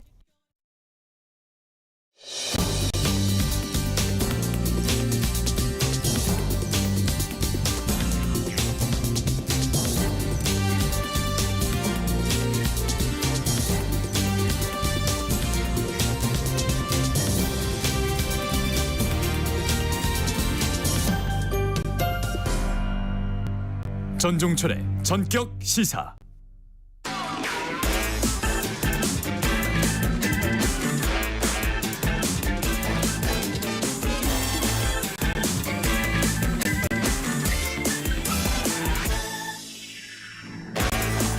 오늘은 연금 개혁 문제, 경향신문 박순봉 기자와 얘기 나눠보겠습니다. 박 기자 어서 오세요. 네, 안녕하세요. 윤석열 정부의 3대 개혁 과제 중에 하나가 연금 개혁이었습니다. 연금 개혁 지금 어디까지 논의가 됐나요? 일단 국회 안에 연금개혁 특위라는 게 있거든요. 여기서 논의를 한번 했고요. 네. 그다음에 공론화위원회라고 해가지고 국민들한테 의견 물어보는 과정이 또 있습니다. 여기까지 일단 마무리를 해놓은 상태인데, 이 공론화위원회라는 게 뭐냐면, 저도 예전에 뭐 우연하게 그냥 시민 자격으로 연락이 와서 한번 참여해 본 적이 있는데 2박 3일로 숙박을 하면서 그 사안에 대해서 공부도 하고 토론도 하고 그다음에 마지막에 최종 결론을 국민들이 직접 내는 겁니다. 다 이제 투표해가지고 내는데, 원래 그냥 일상생활 하게 되면 그 사안에 대해서 정확히까지는 잘 모르잖아요. 그래서 충분히 수기를 한 다음에 시민들이 의견을 내는 그런 과정을 만들겠다라는 그 정책 반영의 의미가 있는 거고요. 그래서 이제 전문가들은 아니지만 충분히 공부를 한 시민들이 의견을 낸다. 그래서 이제 수기 과정이라고 이렇게 표현을 합니다. 지금 국회 연금특위에서도 시민대표단 500명을 뽑아가지고 이미 4차례 수기 토론하고 설문조사를 했고요. 그 결과가 지난달 30일에 나왔거든요. 네. 이 시민대표단이 주관식으로 답을 내는 게 아니라 1안하고 2안을 줬습니다. 두 가지 안 중에 설문조사를 이제 공부를 시킨 다음에 설문조사를 한 거고요. 1안이 뭐였느냐? 더 내고 더 받는 안입니다. 그러니까 부담도 지금 더 하고, 그러니까 그 일하면서 돈을 더 많이 내고 나중에 연금으로 돌려받는 돈도 더 늘어나는 그런 안이고요. 뭐 소득 보장론이라는 말도 하더라고요. 맞아요. 그죠? 지금 우리가 내는 보험료율이 한 9% 되거든요. 이걸 13% 올려가지고 더 많이 내고, 대신에 나중에 받는 돈 있죠. 이 돈을 현재는 40%인데 50%로 늘려서 받는, 이 퍼센트라는 거는 이제 그 소득 대체율이라고 부르거든요. 네. 그러니까 지금 내는 돈, 지금 이제 소득이 얼마 있고 그걸로 이제 얼마를 내는 거잖아요. 근데 이 소득의 몇 퍼센트를 나중에 노후에 대체해 줄 것이냐, 그런 의미라고 보시면 되고요. 근데 이제 받는 돈이 40%에서 50%로 늘어나는 겁니다. 그래서 요약을 해보면은 내는 돈은 9에서 13%로 늘리고 받는 돈도 40%에서 50%로 늘린다. 이렇게 이해를 하시면 되고요.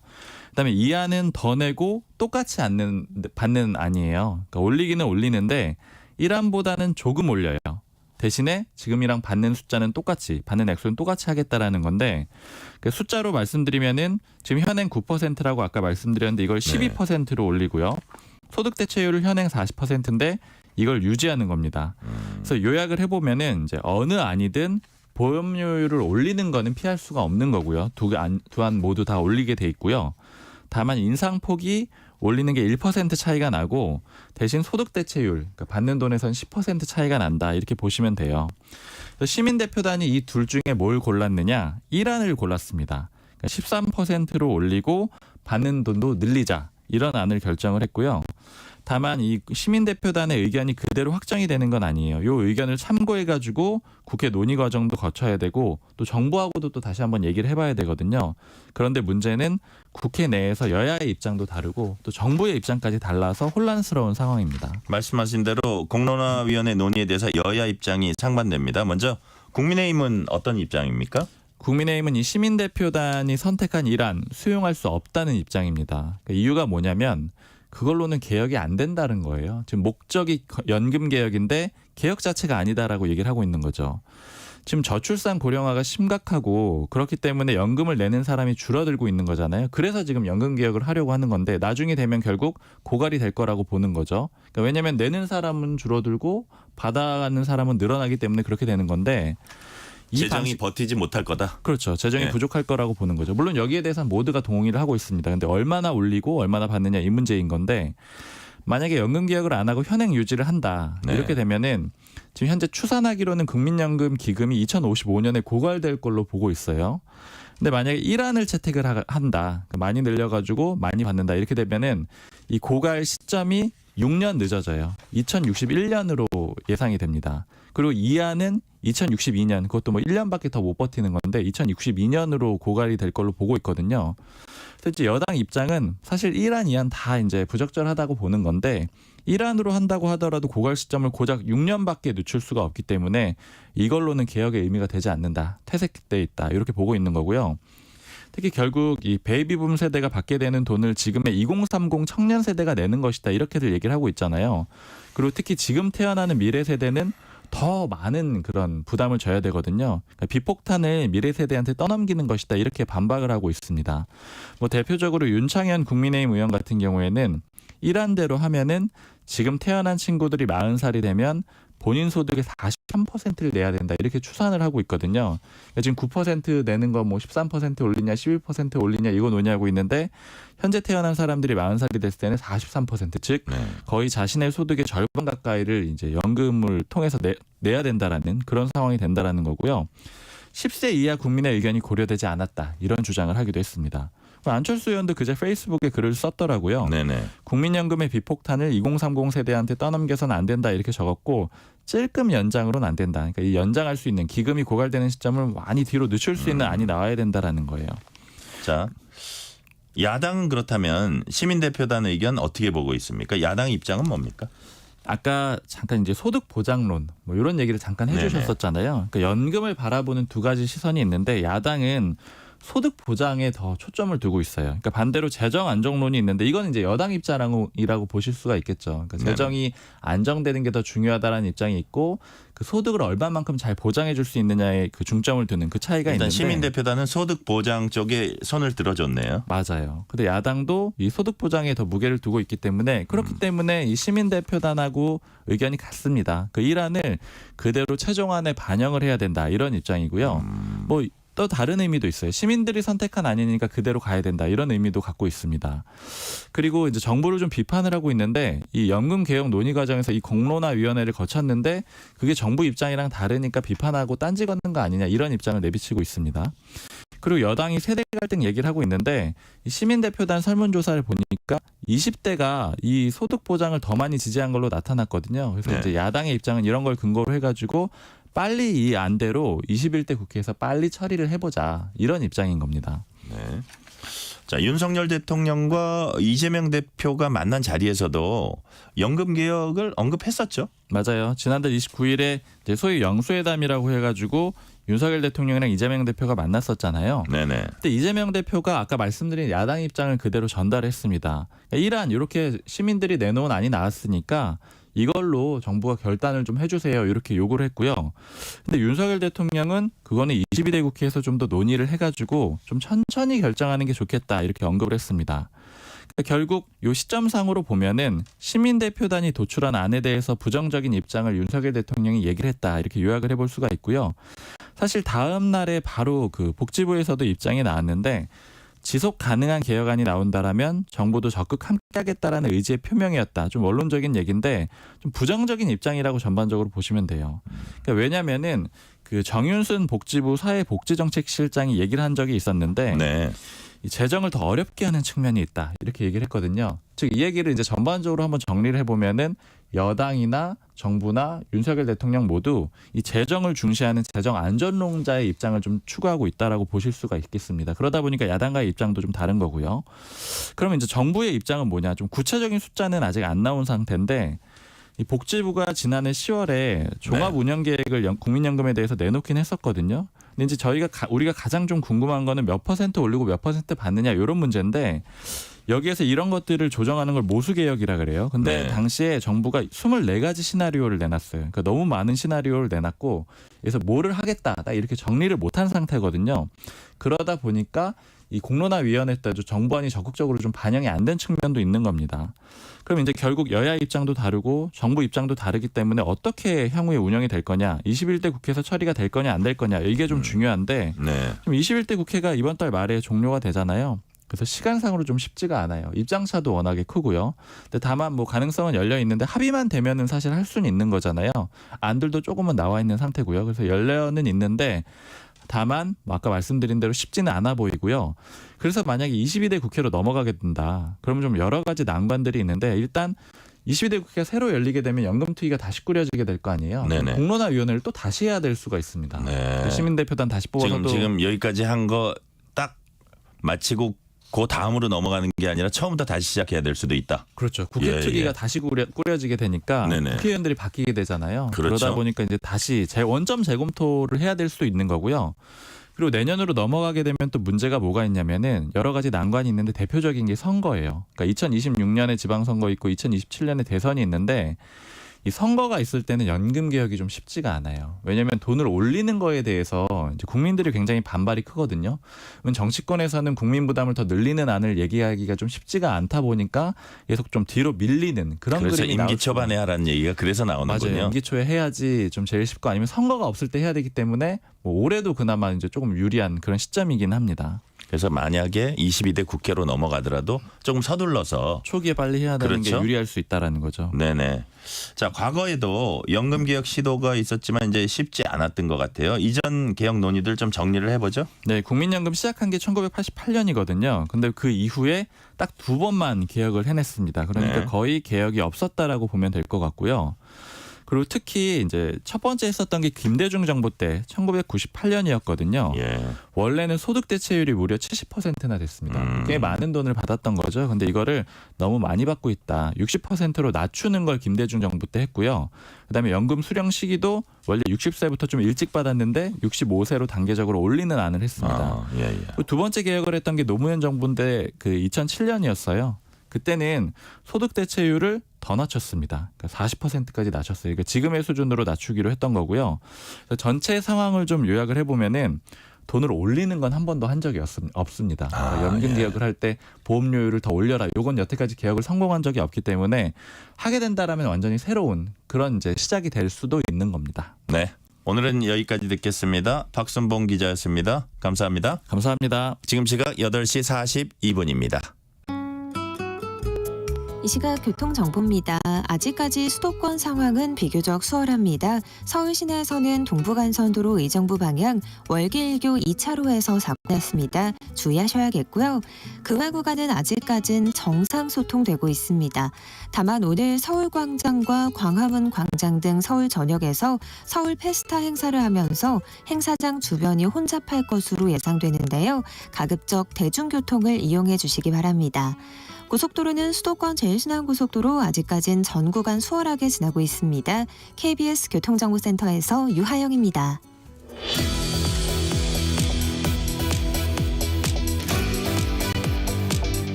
잉글랜드 프로축구 토트넘의 손흥민이 오늘 새벽 프리미어 리그 통산 300번째 경기에 출전했습니다. 그 결과 좀 이따 알려드리고요. 윌겐 클린스만 감독 전격 경질 이후 차기 축구 국가대표팀 감독의 윤곽도 드러나고 있습니다. 200만 관중을 돌파한 프로야구 순위 경쟁과 새로운 스타, 올해 처음 도입한 자동 볼 판정 시스템을 둘러싼 논란을 분석해 보겠습니다. 오늘부터 매주 월요일 아침 스포츠 먼데이 코너에선 국내 주요 스포츠 뉴스와 화제를 KBS 스포츠 취재부 김한수 기자와 함께 집중 조명합니다. 김 기자 어서 오세요. 네, 안녕하세요. 먼저 잉글랜드 프로축구 소식입니다. 토트넘의 손흥민이 오늘 새벽 잉글랜드 프리미어 리그 통산 300번째 경기에 출전했어요. 리버풀과 경기였는데 오늘 활약 어땠습니까? 네, 일단 뭐 골을 넣었습니다. 네. 네, 300번째 경기에 가서 리버풀이란 강호를 상대로 골을 넣었다. 뭐 이것만으로도 굉장히 대기록인데요. 네. 통산 125골도 기록을 했습니다. 와, 이러면 120. 지금 잉글랜드 프리미어 리그 득점 순위를 보게 되면 공동 22위입니다. 네, 스티븐 제라르드라고 들어보셨잖아요. 네네. 그 친구하고 동률입니다. 네네. 뭐 이 정도면 어마어마한 기록인데 조금 아쉬운 건 팀이 4대2로 졌어요. 팀은 좋군요. 예, 그래서 팀이 4연패에 빠졌기 때문에 그것은 좀 아쉬운데 사실 전반전에 조금 너무나 무력한 모습이었어요. 손흥민 선수가 그 최전방 공격수로 나왔거든요. 보통은 이제 왼쪽 윙어로 나와서 크로스를 올려주거나 그야말로 뭐 손흥민 존에서 확실하게 때려 넣어야 되는데 이 친구가 발목이 잡히다가 보니까 전반전에는 유효 슈팅을 기록하지 못했습니다. 네. 그리고 전반적으로 리버풀에 밀려서 리버풀이 14개의 슈팅을 날릴 동안 토트넘은 단 1개밖에 기록하지 못했어요. 그런데 이제 후반에 그 한 15분경에 히샬레송을 비롯한 3명의 선수가 교체 투입되면서 손흥민 선수가 왼쪽 윙어 자리로 옮겼습니다. 그러면서 살아났고 돌파를 한 끝에 골도 넣고 사실 도움을 한 개 더 기록했으면 좋았을 거를 생각했어요. 왜냐하면 17호 골에 현재 도움이 9개거든요. 10골 10도움을 3시즌 이상 기록한 선수가 제 기억에 5명밖에 없습니다. 그 정도입니까? 예, 새로운 기록을 여러 개를 낼 수 있었는데 좀 내지 못한 점, 또 팀이 4연패에 빠진 점은 조금 아쉽습니다. 경기가 좀 남았죠, 아직은? 예, 이제 2경기 정도, 3경기 정도 남았는데 거기서 잘 해준다면 시즌 잘 마무리하고 북중미 월드컵 예선 또 치러야 되거든요. 그 자신감을 충전하고 와야 아무래도 뭐 전체적으로 다 좋아지겠죠. 네. 누가 차기 축구 대표팀 감독을 맡게 될지도 팬들의 관심사입니다. 23세 이하 축구 대표팀 올림픽 본선 진출 좌절된 이후에 차기 감독 외국인 감독으로 기울어지고 있는 분위기예요. 네, 황선홍 감독이 그 23세 이하 팀을 데리고 월드컵 예선에 갔다 왔을 때 뭐 4년 주기로 그 연령별 대표팀들을 구성해야 되지 않겠냐 이런 얘기를 했어요. 그 얘기는 A 대표팀과 다른 연령별 대표팀을 함께 맡길 수 없겠다. 그리고 또 국내 감독에겐 너무나 부담이다. 왜냐하면 또 대부분의 감독들이 K리그 감독을 맡고 있어요. 홍명보 감독, 뭐 김기동 감독. 네네. 그래서 일단 국내 감독들은 제외를 하고 나니까 대체적으로 외국인을 뽑아와야 되는데 히딩크 그러니까 정확히는 비쇼 베츠 감독이죠. 비쇼 베츠 감독 이후에 쉬어보니까 10번째 감독이 됩니다. 네. 그리고 월드컵과 연관이 있기 때문에 제2의 히딩크를 뽑는 과정이 될 수 있어요. 한국 축구에 굉장히 중요한 부분인데 일단 축구대표팀 을 맡기 5월 정도에 선임을 해서 맡겨서 6월 6일 날 싱가포르 원정 경기가 있거든요. 그때부터 그 지휘봉을 맡기겠다. 이게 현재 축구협회의 큰 그림입니다. 대략적으로 한 3-4명 선으로 압축은 되고 있는데 대표적인 후보군을 보면 미국 출신인 제시 마치 감독, 네. 또 제일 먼저 이름이 언급되었던 전 사우디 감독이자 프랑스 여자 대표팀을 맡았던 에베르 드나르 감독. 그다음에 항상 한국 대표팀 이야기가 나오면 그 언급되는 감독이 있습니다. 터키 출신의 세뇨르 규네시 감독. 네. 그다음에 이제 뭐 브루노 라즈 감독이라든가 바스코 세아브라 감독 등이 있는데 아무래도 이 5명 중에 4명과 이야기를 하지 않을까가 관측이 되고 있습니다. 근데 그 중에 제시 마치 감독이 자주 언급되고 있어요. 유력한가요? 네, 현재로서 가장 많이 언급되는 걸 보면 유력한 걸로 보입니다. 뭐 일단 나이가 대표팀 감독하기에 좀 뭐 나쁘지 않은 73년생입니다. 그 미국 위스콘신 출신이고요. 네. 1996년부터 2009년까지 그 선수 생활의 대부분을 미국 메이저리그 사커에서 했어요. 네. 그런데 이 친구가 선수 생활을 그만두자마자 2010년 그 월드컵 팀에 합류해서 지도자 수업을 받습니다. 그리고 그해 16강에 진출을 시키고요.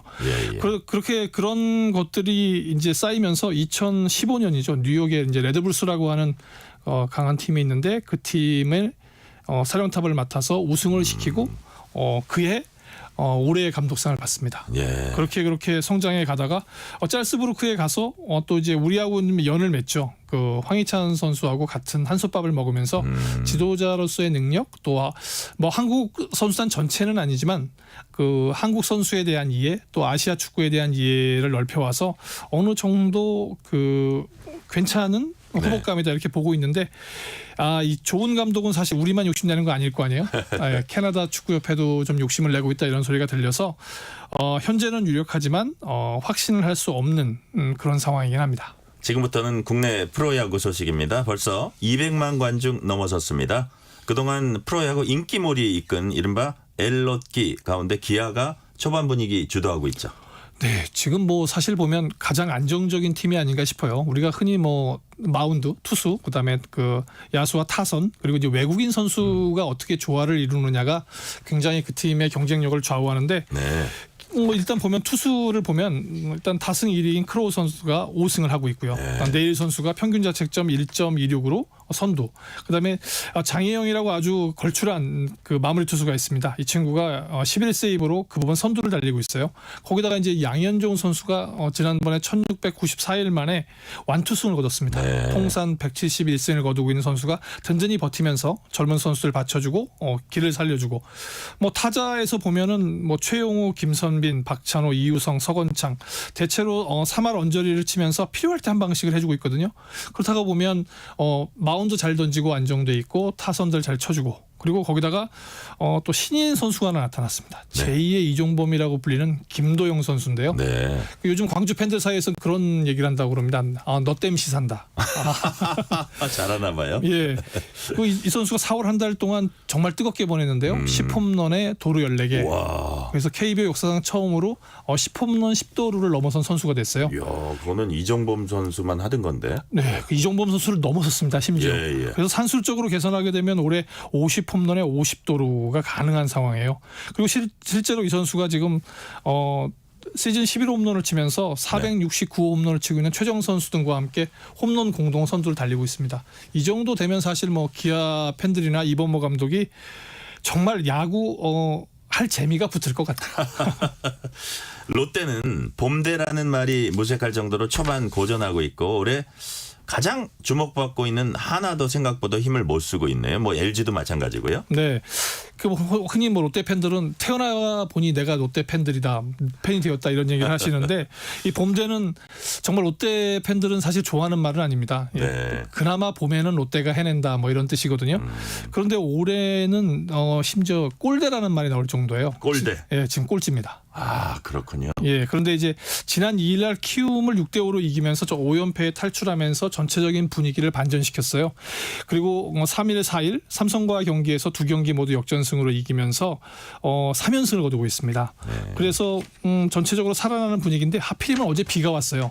상승세 이어가야 되는데 비가 와서 조금 주춤하고 있거든요. 그리고 이제 아까 한화 잠깐 말씀하셨는데 한화 팬들을 저희는 이제 보살 팬들이라고 부릅니다. 보살. 예, 이기거나 지거나에 상관없이 열렬히 응원하는 그런 팀이기 때문에. 그런데 올해는 이제 코리안 몬스터 유현진 선수가 합류했기 때문에 흥행을 정말 최고거든요. 네. 그런데 성적이 3월 이후로 계속 곤두박질 치고 있습니다. 흥행과 성적이 별개네요. 예, 현재 지금 유현진 선수 자체가 2승 3패입니다. 그리고 자책점이 5점이 넘거든요. 그러다 보니까 2승 3패를 기록하고 있어요. ABS에 적응을 잘 못한다는 느낌을 주고 있는데 운명의 장난인지 모르지만 내일부터 9위 하나와 10위 롯데가 3연전을 갖습니다. 여기서 이제 두 팀 모두 이 시리즈를 잡아야 정말 그 분위기도 반전시키고 탈출할 수 있는 기회를 잡거든요. 그래서 아마 내일부터 팬들은 이 하나 팬들 잠 못 이룰 것 같고 롯데 팬들 굉장히 열광할 것 같습니다. 네네. 지금 ABS 말씀하셨는데 이 자동 볼 판정 시스템 네. 뭐 유현진 선수도 어려움 겪었다고 했는데 처음 도입돼서 그런지 좀 논란이 있어요. 네, 대체적으로 타자들은 이게 납득할 수 없는 공이 자꾸 들어온다 그런 얘기하고요. 투수들은 너무나 일관성이 없다. 스트라이크 존이 사실 뭐 경기장뿐만 아니라 경기마다 일관성이 없다 이렇게 주장을 하고 있어요. 네네. 그리고 얼마 전에 뭐 잘 들으셨겠지만 심판들이 ABS 판정을 외면하고 판정을 내리는 경우도 있었고요.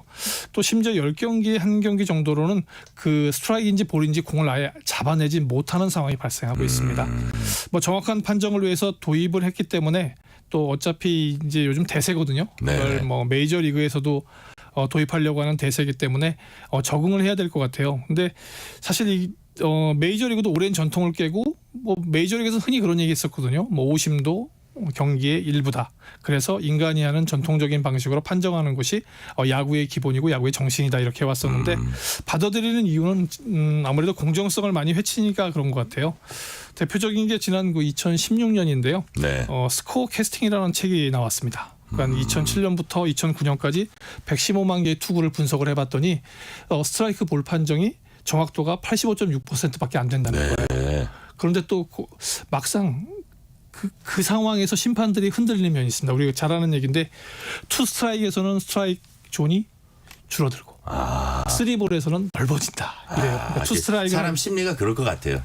투 스트라이크를 하게 되면 아무래도 타자들에게 조금 관대해지고, 그렇죠. 예, 쓰리볼이 되면 투수에게 관대해지는 면이 이렇게 들어가기 때문에 이런 걸 없애기 위해서 개선해 보겠다라고 해서 그 미국도 도입을 하고 있는데, 축구 ABR이 처음 도입됐을 때 야, 이 경기 흐름도 끊고 재미있겠어 이런 거였잖아요. 근데 네네. 점차적으로 일반화돼서 국제 대회에 적응될 것 같으니까 우리 선수들이 빨리 적응했으면 하는 마음입니다. 미국 프로야구 샌디에고 김하성과 샌프란시스코 이정우가 지금 경기 치르고 있죠. 네. 조금 전에 김하성 선수는 마쳤어요. 그러니까 어제 9번 타자로 나와서 3점 홈런도 치고 4타점을 기록해서 좀 감을 회복하는가 싶었는데, 오늘은 3타수 1안타로 조금 부진은 했습니다. 근데 첫 타석에서 볼넷을 얻어서 네. 정말 그 헬멧이 휘날릴 정도로 달려서 득점을 기록했습니다. 볼넷으로 나가서 1루에 있을 때 그 히가시오카라는 다음 타자가 안타를 쳤는데 1루에서 홈까지 정말 바람같이 달렸어요. 네네. 그래서 모든 그 샌디에고 팬들이 김하성을 연호했고요. 이정우 선수는 8시 조금 넘어서 경기를 시작해서 첫 타석에 들어섰는데 아깝게 그 좌익수 뜬공으로 일단 첫 타석은 물러난 상황입니다. 네. 마지막 질문, 시간 얼마 안 남았는데 짧게 말씀해 주세요. 프로농구 챔피언 결정전 부산 KCC가 수원 KT 꺾고 우승 차지했네요. 네, 정규리그 5위 팀이 처음 우승하는 기록을 만들어냈고요. 뭐 농구 대통령 허재의 아들 허웅과 허운, 그래 그 부자 대결, 그 형제 대결로 관심이 이어졌는데 결국은 허웅이 이끄는 KCC가 우승을 했고요. 또 허웅 선수는 아버지에 의해서 26년 만에 챔피언 시리즈 MVP를 차지해서 이 한국 농구가 허시 가문의 경기로 이렇게 변모했다, 이런 평들이 나오고 있습니다. 네, 오늘 여기까지 듣겠습니다. 김한수 기자와는 다음 주에 또 만나겠습니다. 감사합니다. 감사합니다.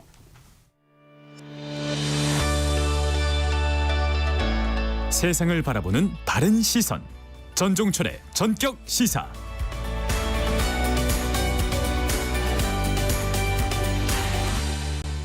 사람들이 붐비는 실외 장소를 금연구역으로 정한 현행법은 합헌이라는 헌법재판소 판단이 나왔습니다.